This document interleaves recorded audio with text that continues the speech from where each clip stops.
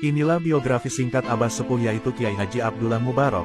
Beliau merupakan pendiri sekaligus sesepuh pondok pesantren Suryalaya yang berada di Pageragen Kabupaten Tasikmalaya Provinsi Jawa Barat.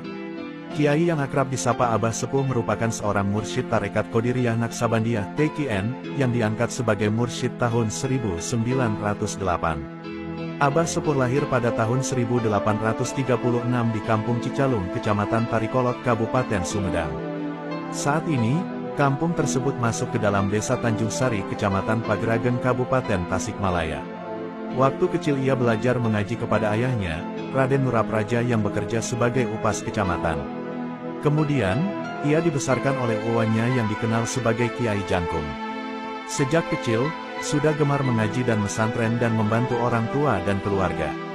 Selain itu, ia juga suka memperhatikan kesejahteraan masyarakat. Setelah menyelesaikan pendidikan agama dalam bidang akidah, fikih, dan lain-lain di tempat orang tuanya, ia melanjutkan menimba ilmu agama ke pesantren Sukamiskin Bandung.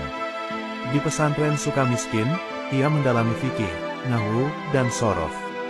Selain di pesantren tersebut, ia juga belajar tarekat kepada Syekh Tolha di Trusmi, Cirebon dan Syekh Khalil Bangkalan, Madura. Pada tahun 1890, ketika usianya setengah abad, ia membuka pengajian.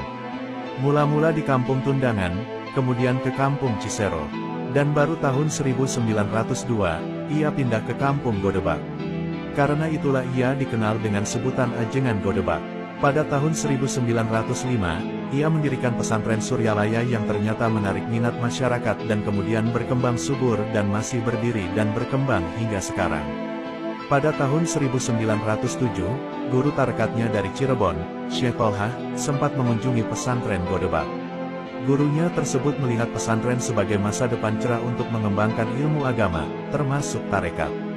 Maka, sekitar tahun 1908 dalam usia 72 tahun, ia diangkat secara resmi Hirqoh sebagai guru dan pemimpin pengamalan TQN oleh Syekh Tolha.